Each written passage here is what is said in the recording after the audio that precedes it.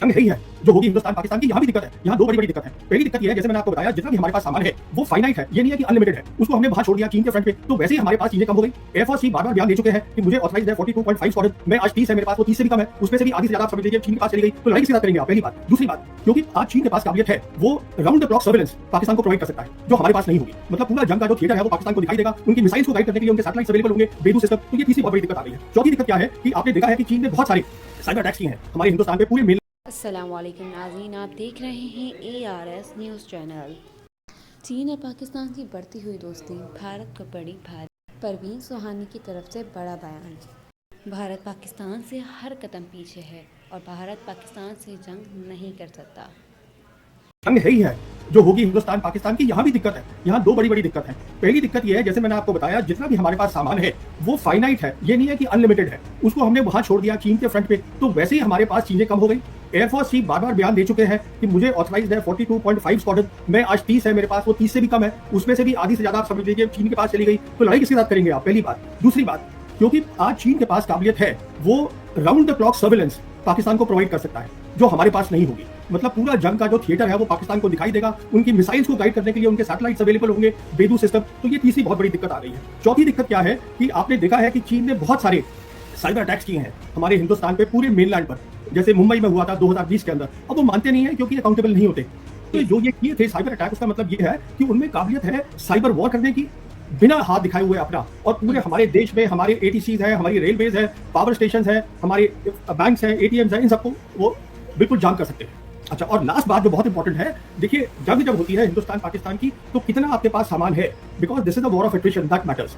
इसलिए जरूरी चीज ये होती है कि उनके पास जरिया है आज कि रेगुलर सप्लाई आती रहेगी चीन से, हमारे पास नहीं है। तो जब आप ये सारी बातों को ध्यान में रखेंगे तो ये बात बिल्कुल क्लियर हो जाती है कि हमारी जंग की तैयारी नहीं है। देखिए मैं आपको बताता हूँ, दो बातें बिल्कुल क्लियर करता हूँ। पहली बात है, अभी तक जो मैं बोल रहा था, इसमें चीन को हमसे लड़ाई करने की जरूरत नहीं है।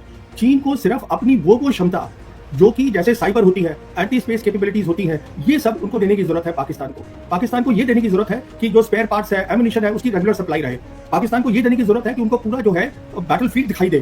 तो ये सब चीजें मिल जाती हैं तो उसमें पाकिस्तान का फायदा होता है। साइबर का मतलब होता है जितनी भी आज डिजिटाइजेशन हुई है, मतलब कंप्यूटर लगे हैं। आज हम देखिए हिंदुस्तान में कंप्यूटर हमारे फाइनेंशियल, हमारे बैंकों में लगे हैं, हमारे पावर स्टेशन पे लगे हैं, हमारे एटीसी पे लगे हैं, हमारी ट्रेन के वहां पर भी कंट्रोल होता है। उन सबको जाम कर सकते हैं, वो चाइना के पास आज ताकत है। दूसरी बात, चाइना जो है, जो इंटरनेट आता है हिंदुस्तान के अंदर, ये सब अंडर सी केबल्स होती हैं। आज उनके पास वो वेसल्स है, वो जहाज है जो हमारे पास नहीं है, जिससे कि वो अंडर वाटर इंटरनेट कनेक्शंस काट सकते हैं। इसमें उनको हमसे फिजिकल लड़ाई करने की जरूरत नहीं है। दूसरी, मैं एक बात आपके व्यूअर्स को और बताना चाहता हूँ, वो बहुत सीधी सी है। देखिए, हमने जंगें लड़ी है पाकिस्तान के साथ, हिंदुस्तान पाकिस्तान की जंगें हुई हैं। जब पहली जंग हुई थी कश्मीर की, तो एक सीज फायर लाइन बनी थी, वो बनी थी 1 जनवरी 1949 को। समझिए इस बात को, वो वाली मिलिट्री लाइन आज भी कायम है ग्राउंड पर as the line of control, दूसरे नाम के साथ। इसका मतलब ये हुआ, वेस्टर्न थिएटर में हम कभी भी पाकिस्तान को पूरी तरीके से नहीं हरा पाए हैं। ये आप प्लीज बात समझिए। ये जो हम बोल देते हैं कि हमने 71 की जंग जीती है, वो 71 जो था वो बांग्लादेश हमने बनाया। वहां तो पाकिस्तान वैसे भी कुछ नहीं कर सकता था। कारगिल तो जंग थी ही नहीं।